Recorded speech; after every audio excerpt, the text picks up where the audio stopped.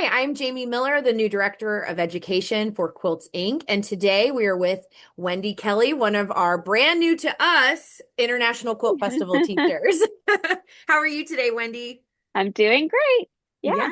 we are so excited to have you this year. I know you're new to us, but you're not new to quilting. So tell us a little bit about what got you started in quilting. Well, okay, rewind way back to when I was a teenager. I was fascinated with historical clothing. Oh, I And love that. so my mom and I went to Dickens on the Strand one year, and Yeah. I was hooked because we used to go to tour historic homes all over the country. And one of my favorite things to do was go to Louisiana and tour historic homes there. And they would always be dressed in like antebellum costumes. And so Yeah. I was fascinated with historic clothing. And so we started a business where we were making Victorian costumes for Dickens on the Strand. Oh, wow. Yeah. So, Oh, how cool. Oh, I and we love it. did everything from like the underpinnings, the corsets, the costumes, Wow. the hats, everything. And so we did that for a few years. And then I had my daughter. Mhm. And so I kind of transitioned into making kids' clothes, Sure. That selling those happens very online. easily after you have Yeah. children, And this especially a was daughter. Yeah, this was right. I started on eBay, and it was right before Etsy opened, and then Mhm. Etsy opened, and like we all moved all of our stuff over to Oh gosh, Etsy. yes. So it's one of the first sellers on Etsy. Sold. I used to make these little dresses that were Disney princess inspired, but they were like little cotton peasant dresses. Oh, cute. Did that for about a decade, and then and then I started crocheting. My daughter wanted to learn how to crochet, and so started crocheting, and one summer taught ourselves how to crochet, and then when she went back to school, I learned how to knit off of YouTube. Ugh, love And it. so there was this really popular knitting bag that was out that was super expensive, and I was like, I can totally make that. And so I made myself one, and I was posting my pictures of my knitting and crochet stuff on Instagram when I got started on Instagram, and everybody kept asking me where I got my bag. And I was like, well, I made it. And Made it. so, yeah, so that turned into a business for the next decade where I Wow. sold little canvas knitting and crochet bags. Mhm. And I did markets with Fiberfest and DFW Fiberfest and Mhm. all over Texas and everything. And so I did that, and I got really, really burnt out. So the last year I was making the knitting bags, I got into like more advanced bag making with like Mhm. hardware and zippers and that kind of stuff. And I found by Annie patterns. Ugh, they're And great. so and her technique of like quilting the fabric first and then Mhm. turning it into a bag, I just fell in love with that. Oh, I love that.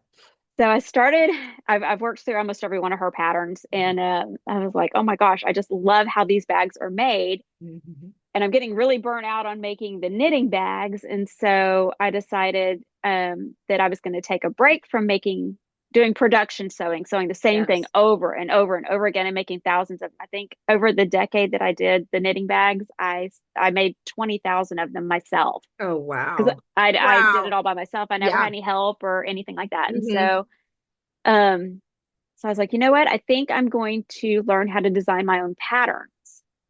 And so January of last year of 2025, I started and like switched my whole business over to doing PDF patterns. And I wanted to teach everybody how to sew because I'm the fourth generation seamstress and my daughter is the fifth generation seamstress. And Oh, that's what we called her business was fifth gen handmade. how cute. I And love so I was like, you know what? It's something that's passed down through the generations in my family. My it. great grandmother, both my grandmothers and my mom were all professional seamstresses. Oh, And oh, that's so, fantastic. I love it. yeah, so my daughter was my pattern tester. So I Mhm. would design the pattern and I predominantly do quilted, like you quilt, like by Annie, you quilt your pattern, I mean, your bag first and then, or the material first, and then you make your bag out of it. Yeah. Um, and so she was testing all my patterns. And so she was making so many things that she's like, Mom, I need to like figure out where I can sell some of this stuff. I So can't use all of these bags at yeah. once. Yeah. So she started her own bag company and her bag making business. So she sells online and at markets, and I design the patterns, and then she sells the products. And Oh, how so wonderful. And I love that y'all can do that yeah, together. I love a mother-daughter yeah, duo. yeah. And so that got us going to Quilt Festival and Mhm. Quilt Fest and all or whatever it's called. And we've been to several different ones. And so then I was like, I really want to I need to expand my horizons here, not just Mhm. bag making and costume making and that kind of stuff. And so then last year I started making quilts. And so I've done like little baby quilts, and I made everybody a quilt for Christmas, Oh, a I lap love quilt and that. everything. And so, but yeah, so I'm not a quilter, but That's okay. yeah, yeah, Hey, if you're quilting if you are putting stitches into fabric, you're a quilter. You have to quilt the yeah, bag, or you have to quilt the material before you make the bag. That's a yeah. quilter. Okay, so speaking of which, the class that you are doing for us this year is called, I want to make sure I say it right, Road Trip Quilted Duffel Bag. So Yep. without giving away the farm, what can students expect in your class a little bit? It is it's I designed it to be all of my patterns are beginner friendly. So Love I it. really focus on like beginner sewing, and Mhm. all of my patterns come with a video tutorial. And Oh, so awesome. yeah, that way you're sitting right here at my desk with me, and you are in a point of view, like my point of view, seeing Yeah. exactly how you put it together and Oh, everything. wonderful. And so I designed that duffel bag to be something super easy. Uh, and it comes together like you could do it within one afternoon. Oh, love. And it's a great size to take on a overnight trip. So it's super easy construction, and even out of the pieces that you're going to cut off of your big quilted piece of Mhm. fabric, you can make a little toiletry bag to match. Oh, So cute. What a great idea. So then you're yeah, not it's never wasting fabric, but then right. you already have a project that you can do with it afterwards. You're not like, well, eventually I'll make something. Yeah, and it's already quilted and Mhm. it's already to the right size to make the toiletry bag. So Oh, how wonderful. You're a genius. yeah, I love that. Oh, yeah. that's awesome. Yeah, that's I- one thing I did with my daughter.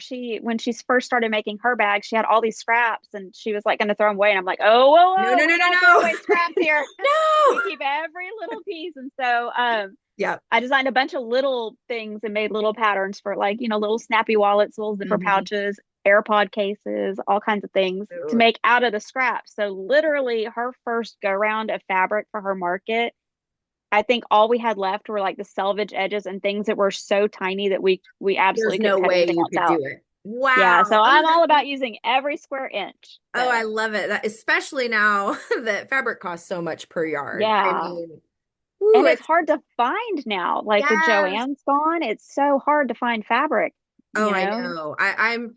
I'm interested to see how that progresses over the next few years. If somebody is Yeah. stepping up, I mean, I know, thank you, Michaels. I Yeah. know that Big Mike's Big Mike's Yeah. has started finally slowly bringing fabrics back. I know the Yeah. one within 10 minutes for me, I was in there like 3 weeks ago getting something for school related things at the end of the year. And I was like, oh, I think they finally have fabric. And there was like four. Now, I'll take it, but it was only like four-ish aisles of fabric. But I'm like, Yeah. hey, there's finally fabric. And I know they're gonna be getting more, but it'll be interesting to see if anybody else steps up to the plate I too. literally just saw a TikTok where somebody was showing that their Michaels had even the Joann's green signage had Oh. a whole section like Hobby Lobby at their Oh, let's Michaels. I was like, I go. knew it was coming. You're like, Finally. yes, yes. Yes. Oh, But that's yeah, I was like, oh amazing. my gosh, that's like a whole section and not just a couple of rows. So Okay. Okay. So yeah, this is promising. It's getting better. Come on, yeah, Big Mike's. I Keep giving. know. Give us more. Give us more. We'll And we buy need it. some apparel fabric. That is what is so hard to find. Yes. And really, Yeah. because what was so great about Joann's is they had everything. You could go get Hmm. outdoor or home deck fabric to reupholster, your cushions outside. You could do it to make a shirt. You could do it to get a quilt. I mean, they literally had Yeah. everything. And Do now your it's like, bridal gown. Yeah. yes. Oh. Everything. Okay, so couple fun questions. Okay. Um, What is your opinion on like what makes going to in-person shows? So not just our show, which is like the mecca, it's the biggest show, but even Yeah. like local, smaller fiber art shows. What's important, or what, in your opinion, what makes it so important to try attend an in-person show at least once in your life? Because you'll see things that you won't see like at your average place that you can just go like Hobby Lobby or Sure. Michael's or, even like some of the quilt shops. Hmm. You will see tools that you've never seen before. You'll see brands of fabric that you have never had access to. Hmm. And and even just watching just the demonstrations, you will learn so much. I know, I mean, I've been to the quilt show probably I don't know, 6 times. And I learned, and I've been sewing for over 40 years. So I You know learn your something stuff. every time. Yeah. Yeah. And I still learn something every time I go. So Well, yeah, and it's they're and companies are always coming out with new things, mhm. and being able to like physically touch it. There's Yes, just nothing like it. yes. I Mhm. know. I hate ordering stuff online. Like I need to like touch and feel it. Same. And it's never the right color. You're like, man, Hmm. that looked like it was going to be the right red exactly that I needed. And then it comes in and you're like, it's slightly off. Yes, And then then yes. you're at square one again. Yep. Oh, I love Yeah. that. Okay, and then you said something about tools. So my last question is, what is one sewing tool notion that you just cannot live without? Like if you could only Ugh. grab one thing to go somewhere and sew today, besides, like a Um, sewing machine. Well, a sewing machine counts too, but okay. It would have to probably be my Guggenheim shears oh, lovely. or little snippy snips. Hmm. I don't know what these are called, but I like call them, they live right here on a magnet on the front of my machine. I But love these that. Guggenheim shears, my son bought me them for Christmas probably 3 or 4 years ago, and they are so sharp all the way up to the tip. Oh, Yeah, I so love a it. really good set of shears and some thread snips. But Okay, yeah, good answer. can't live I without love those. it. Oh, I love it. And then lastly, where can we follow you online? Where are you most active? What's your website? Fill us in. My website is bythebaybagco.com. So because I'm by Galveston Bay. We used to Yep. live right on the water in Kema. So Nice. but Yep. yeah, we've moved from there since then. But yeah, so it's bythebaybagco.com. And I'm at By the Bay Bagco on everything, predominantly on TikTok, because Sure.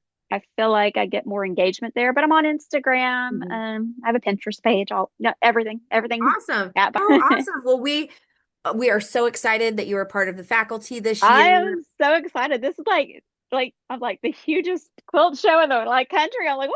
I'm so excited. Oh, yay. I know the attendees are going to learn a lot from you. You're going to bring it to the table. I know it.